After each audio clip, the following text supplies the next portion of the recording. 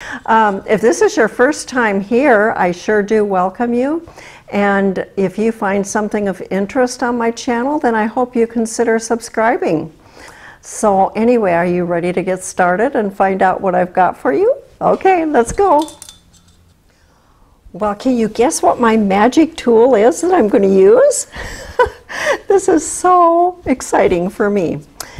This is just one of those simple little black pads, not black, I'm sorry, but it's just one of those little pads that you get at the hardware store like Home Depot or paint store or anywhere. It's just a flat wall painter. It is just so easy to use. Watch this. You just put your paint on and you dab it and you come down and down and down and down and then you do the middle. And this is so simple and so fast. It is just ingenious. I just love this. I use it all the time now, and it just makes your life so simple. Well, I want to talk about this little thing for a second. I just love this pad. It's my favorite thing. It's my favorite way to gesso a canvas. And I got this idea from Lynn, who is also a painter and does a lot of gesso canvas. A lot of painters do. So anyway, I hope this hint comes in handy for you. The second thing I use, if I don't have one of those pads, are these foam brushes. Now these foam brushes come in a variety of sizes, from really large to medium to small, even to extra small. The canvas that I'm using is Masterpiece. It's a really high quality premium canvas. It's expensive, but it's well worth the extra money because it just is so smooth and just very well made. So anyway, I also, in my dish here, I have white gesso this time, and I also have a little burnt sienna in there because sometimes you want to do a warm canvas color, not gray, not black, but just something warm. And so by mixing these two colors together, you can just get the perfect shade. Maybe you want to go green or purple or some other color. You can tint with any color that you choose, but you just start by mixing this up just a little bit. Just make sure it doesn't have to be perfect because it will smooth out eventually, but then just start applying this foam brush to your canvas. And it's got some little streaks in it now, but I'm not worried about that at all because they will come out just by moving back and forth.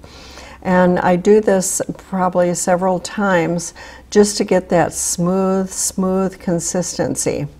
And this particular canvas, it's called a gallery wrap because it goes all the way around the outside and even on to the bottom.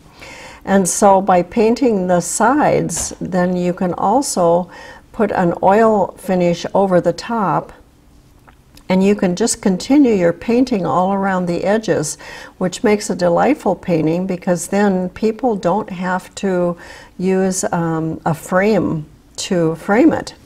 The actual painting along the edges makes it a self-contained frame, which is just delightful.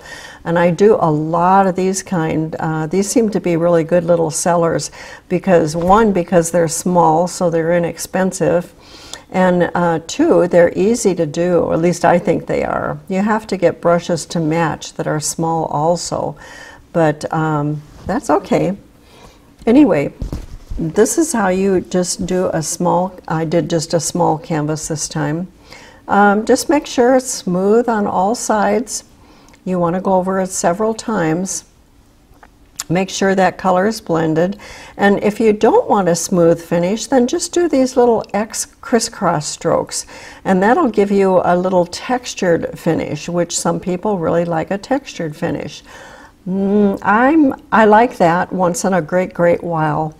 But most of the time I just really like this smooth texture. So I'm just going to go over this a few more times and make sure it's nice and smooth.